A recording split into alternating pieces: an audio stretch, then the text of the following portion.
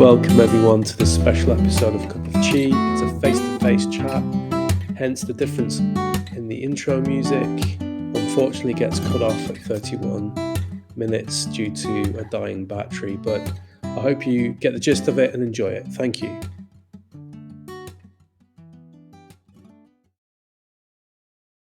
Theory about the Irish weather and that it's schizophrenic, but so we're here to talk about anything and everything really, and the work that Jonathan's been doing here is helping us have a deeper and better comprehension of what Chinese medicine actually is, how it interacts, how it... I'm giving one image of it. One image of it. You know, there are many other people who have different visions, and that's all it is. It's an image. It's a story. And when you use stories, you interact with them.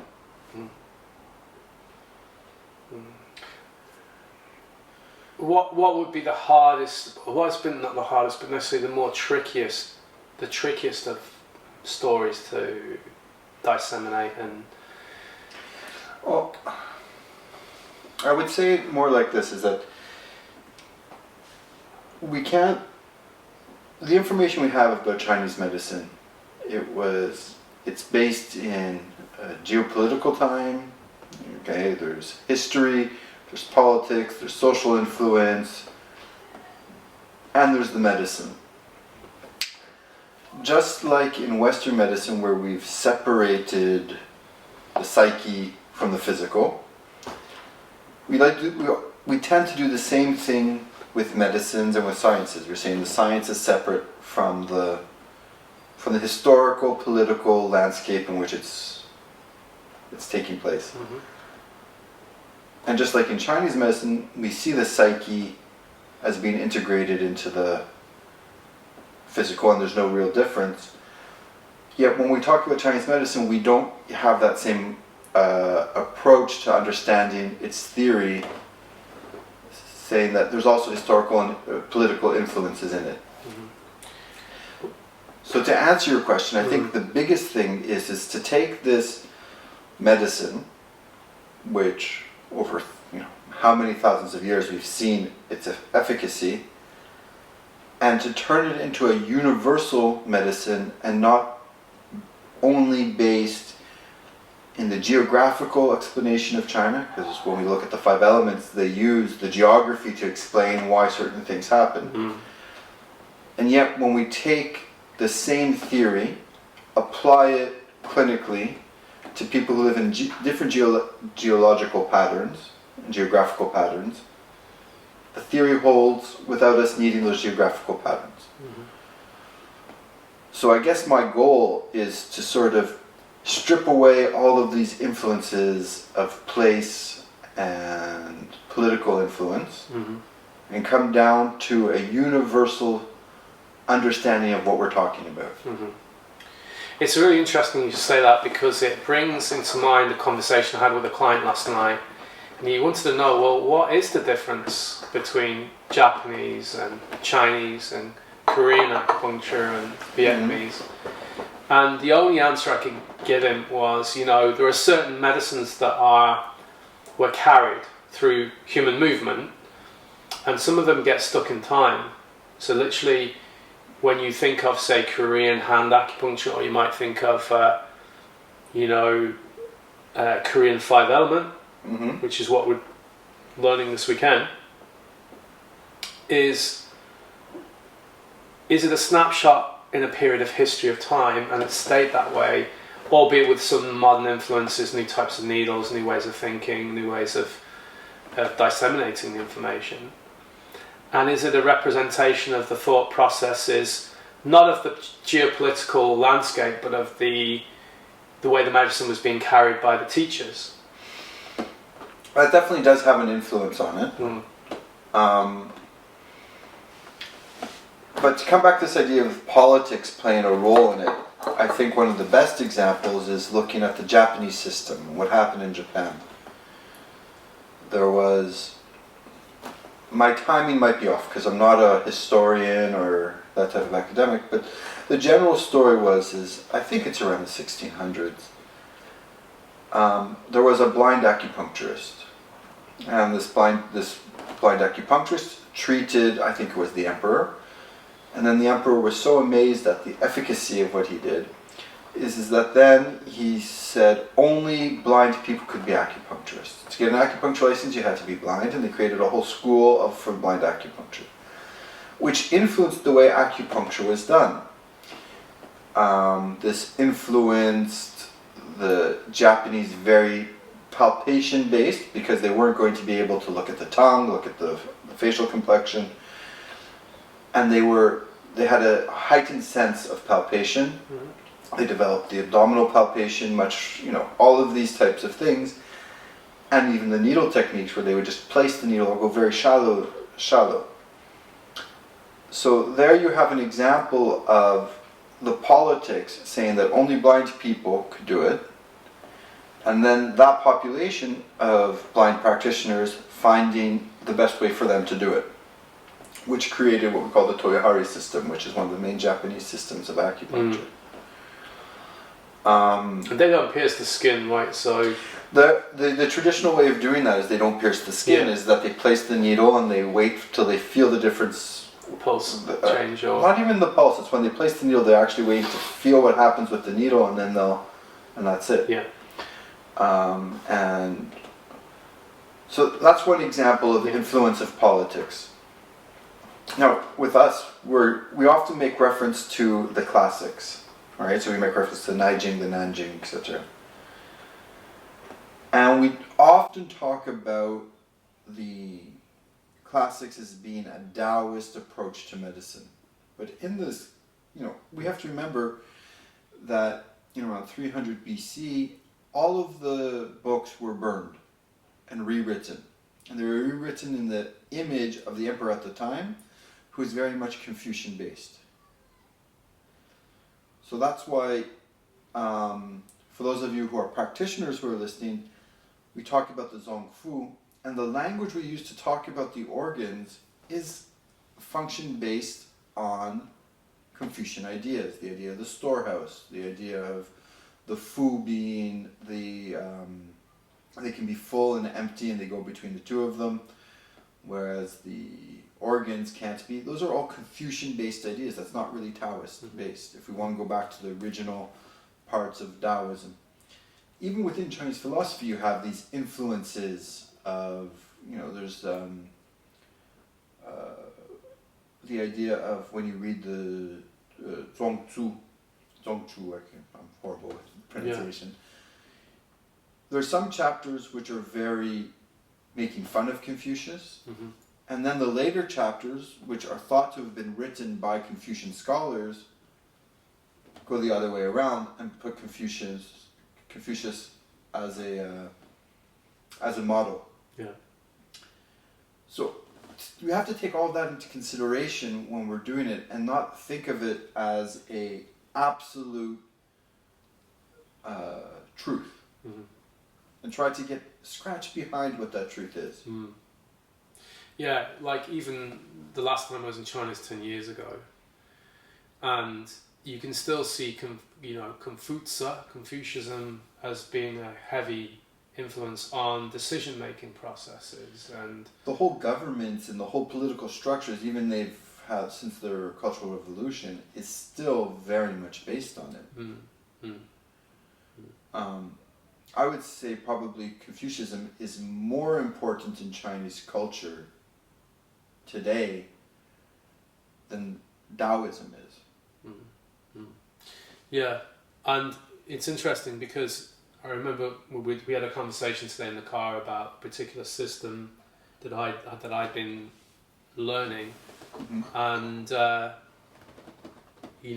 particular school, the chap, it was called the 100-Year School. So the idea was that each teacher should live to 100 lunar years. So that would be something like 90 something maybe. And the teacher that taught me unfortunately didn't make it to that. He died earlier, way before his time. But his teacher died at like 98 years old. But he hadn't died of old age. He died because he had a climbing accident. So the book stopped with him, but they were adamant that the medicines should stay within the sect, within the school, and it should not leave. But the guy that taught me was like, no, let's not do that, you know, because he'd left that sect and he'd gone into the realms of the corporate world, and he'd worked in hospitality, and he'd been a restaurant, like a successful owner of restaurants.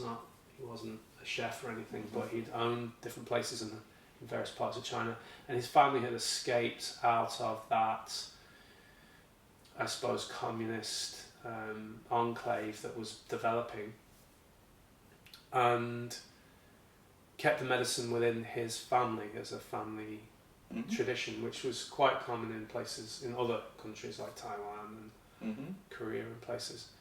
But he would say to me that he used to say, what was it, that the system that he learned, they didn't know where it came from. And to the point where he would say he didn't think it was human. So that and it's interesting that there's a lot of very similarities. When I studied the work, which was chaotic, it was months and months of chaos. It was only when I read a book called Wind in the Blood, which is about Mayan Aztec medicine, and it's an interesting book, and I noticed that not the same in any way, but a lot of similarities in the construction of the work. And when last time I was in China, so the boiler's coming up. Last time I was in China, one of the teachers of tui-na was saying that they had found in Native American races in the 1700s in North America acupuncture needles. Now, they're not the needles that we use now. They were more like lancets or for pricking and bloodletting. And so there's definitely been a far greater communication. And I think, as you say, when people write the history books and say, you know, the Yellow Emperor said this and Chibo said that, and it's very much a narrative. Exactly. It's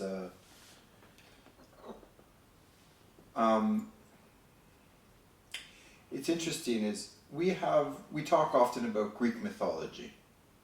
And Greek mythology, we say it was a story, a belief system that is no longer what people believe in now. And we treat it with this sort of, this is what they wrote to explain the world to themselves. We don't explain it, we don't see it as truth. And at the same time, in the Jungian approach, psychology, and lots of other history, we use it for examples and we say, okay, it's a parable, it's a metaphor that we can use to understand human nature, etc. And yet when we come often, not everyone, but often when we're talking about Chinese medicine and the theories behind Chinese medicine, we say, no, this is what was said, this is perfect. As opposed to having that same type of, it's a metaphor, it's a story. Engage with it as a story. Let it come alive in you as a story. And see, you know, as opposed to it being this top down, this is what it is, this is the only explanation. Yeah, for sure. I mean, thinking on then to,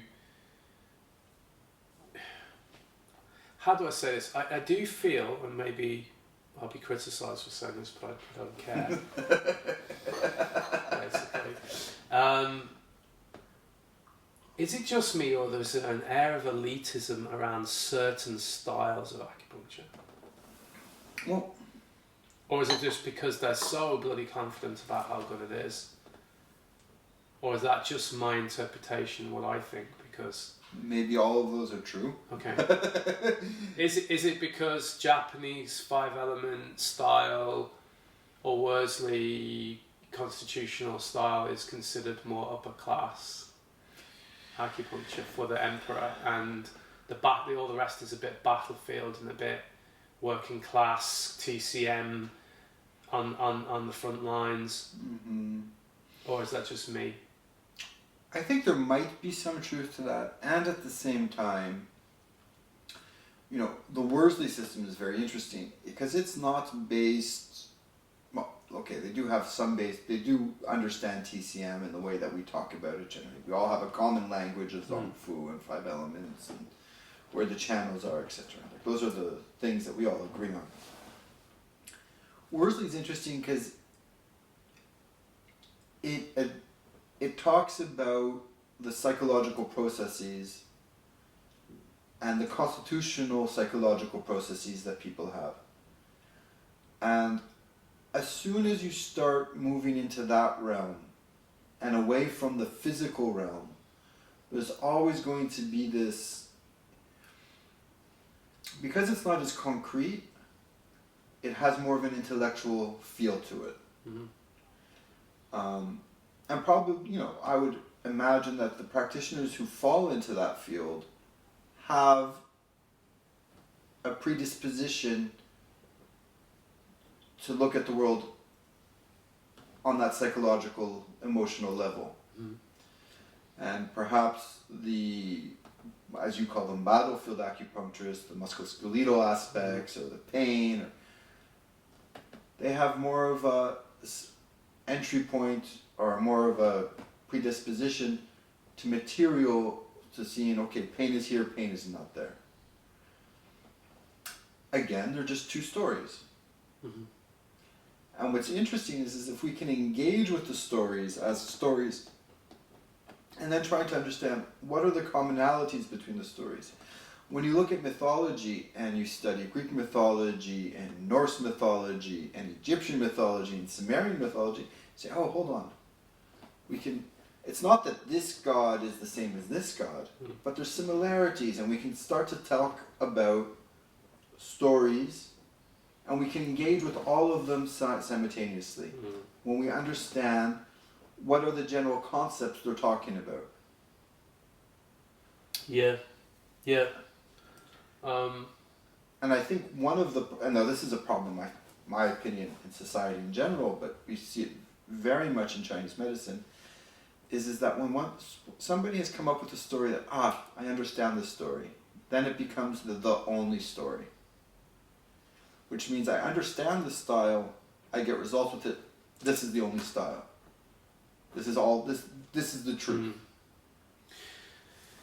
Yeah, but I do admire those people who've persisted with one style for many years, because I feel that without those we wouldn't have, masters. I agree with you, yeah, for sure. What's interesting is often if you talk to people who have been in a specific style for a long time, there's going to be a point where they start saying, okay, this is the style, this is where I got to. And then they open up within the style themselves. I know what you're saying, I see that in Qigong, where people have done a particular style for years, and then they're like, what is the next? Where do I go? And they're too frightened to step out of that, so then they realise they have to just go back to where they were and express themselves rather than do it rote. Exactly. So it then becomes embodied, it becomes their expression of it. And I don't know where I was going to go with that train of thought. No, but it's true, is that when somebody gets to the apex of the technique in which they have been training, or they have fully, they really get to let's say a finite point of the summit of where they are, then they realize often is that that's when everything opens up. Martial arts always used to say, well, this is the black belt system, but you only start to learn once you get the black belt. The rest is preliminary. So, there's the story of the three practitioners. This is in the Neijing. The base practitioner, they need to take the pulses. They need to understand all the functions of all the Zong Fu, all of the in and out, what's flowing in, what's flowing out. They have to have all of this in their perception to treat. Then the middling practitioner, so this is the person who has gone through that process, they treat yin and yang. And then the superior practitioner treats the universe. Now, the base practitioner, the starting practitioner, who has all of these pieces of information that they need to navigate at the beginning for them to really get to understanding what is yin and yang, there are many different pathways to that. And that's what all those different systems are. Yeah. And then it's almost like this funnel. So you have all these pathways, and then you get to another level where you're saying, okay, now we're going to get to yin and yang. And you're really only looking at the movements between light and darkness, etc. And then at one point, even that becomes too much. And you see, hold on, everything is just one, I'll just treat the universe. So that's the traditional story. And so a lot of people attach too much to that first level. We used to have a guy come over to treat chronotherapeutic acupuncture, where you calculate heavenly branches of the stems, is it, or the other way around? I can never remember. But I remember thinking the first part of it was incredible. But then when it came to the whole mathematic equation and converting from, I know there's apps out there that can do for you, but actually some of them are not accurate. And for him, he was a mathematician and a statistician, so for him and a teacher, so he could just work it out for the day, what he needed to do. And it was all about finding out at what time that patient comes, which points were most open on the 8 extraordinary vessels. And I remember we had quite a lot of students come for that one, and they loved it. But the thought of sitting down and every morning for 10 minutes and doing these mathematical equations before the patients came in. But the first part of it was fascinating, the construction of it. And you think, wow, isn't it an amazing medicine that you can be, like we're doing this weekend with elemental approach. The previous weekend it was interaction of the meridians, how they talk and how they benefit one another. And the next one being the construction of how the I Ching relates to the channels and how we can create patterns based on that. And there are some people that even use the I Ching, they do a divination tool before the patient arrives. So it's like, how do we on earth explain that? Well, okay, if we're going to take you cited my 3 courses. But what is the common theme between how do I start all of my courses? The first thing I talk about in every course is yin and yang. That is the framework of, for me, all of Chinese medicine. I remember when I went to college, we did yin and yang. It was the first weekend, and then everything was referenced to it, but that was it. But the deep understanding of yin and yang for me is everything else is just an expression of that. The 5 elements you're going to, you've already seen me, but they're an expression of different yin-yang interactions. The I Ching is clearly the movements of yin and yang in different situations, in different explanations, in the world, in the environment, in the world. So, we do have all these different ideas, but this is why, what I teach is unified acupuncture theory, and the basis of it is how does yin and yang apply to channels, to 5 elements. When we get to that basis, everything else. That's the unification point. Yeah. So, do you think there's been too much emphasis on the 8 levels and you mean the 6? the six conformations and the... Yeah, this kind of... well, I mean, I learned... I came to TCM later, and I did a course that was pretty much a compressed version, and it was all based on syndrome. So if this person has this syndrome, what was really interesting was you're putting people into boxes based on a series of symptoms that they had. And the problem was, well, you go, well, he's got that and it's in this box. That's right, okay, so it's good. Yeah, and he has this in this box.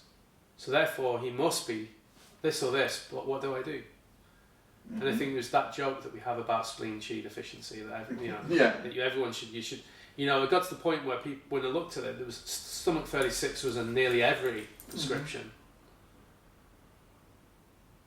And you think you've gone through 3 or 4, 5, 6 years, 7 years, 12 years, and you're still doing spleen 6, stomach 36, and Ren do 20, and you're thinking, for fuck's sake, like, there has to be more to it. And of course, there is, because we're now seeing, I think it's an emergence of truth coming out, because